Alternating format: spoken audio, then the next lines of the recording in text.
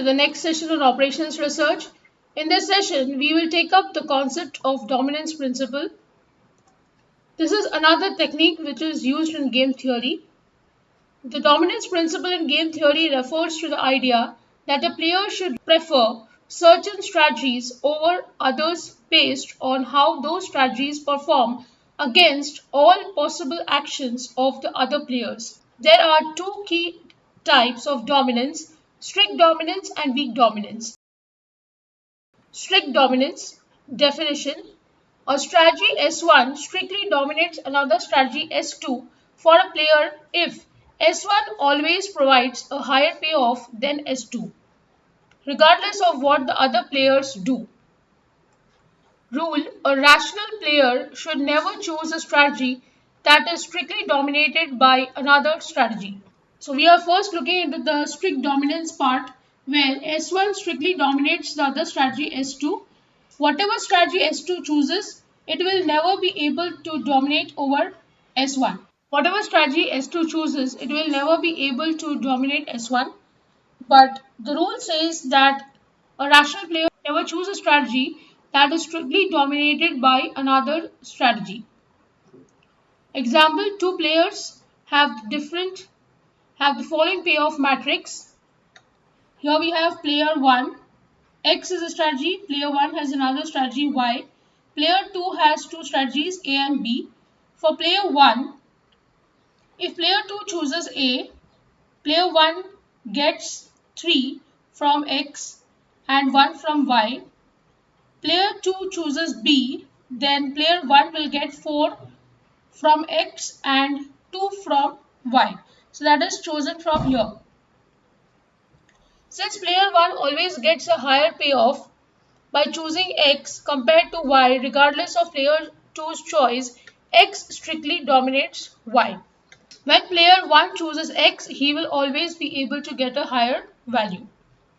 This is called as strict dominance. Weak dominance: a strategy S1 weakly dominates S2 if S1 provides a payoff that is at least or as high as S2 for every possible action of the other players, and for some actions S1 provides a strictly higher payoff than S2. Rule: a rational player may prefer a weak dominant strategy, but weak dominance is not as strong a predictor of behavior as strict dominance. So S1 will weakly dominate S2 if S1 provides a payoff which is at least as high as S2 for every possible action of the other player, or it is greater than the payoff of S2. So that is called as weak dominance, and a rational player will always prefer weak dominance, but it is very difficult to predict the behavior of such kind of player. We'll take up an example now. Same example. Consider the payoff matrix for player 1. Here X weakly dominates Y because when player 2 chooses A, player 1 gets 3 from both X and Y. You can see here 3 and 3. When player 2 chooses B, player 1 gets 2 from both the X and Y. So you can see that for some cases X is as good as Y, but it never performs worse, meaning it weakly dominates Y. So it is getting almost equal values when you choose this one. So this is called as weak dominance. Dominance and strategy elimination. Iterated elimination of dominated strategies. In some games, players may iteratively eliminate strictly dominated strategies from the game, reducing the strategy set. This often simplifies the game and can lead to the identification of a Nash equilibrium. Nash equilibrium means one wins, other loses. So you are able to get down to that situation. Process: identify strictly dominated strategies for each player. Eliminate those strategies from consideration. Repeat the process until no strictly dominated strategies remain. So these are certain ways of solving the numerical, wherein you figure out which are the dominant strategies and you try to eliminate them from the game. If one strategy is strictly dominated, you eliminate it, reducing the matrix size and narrowing down the possible outcomes. Next is rational behavior and dominance.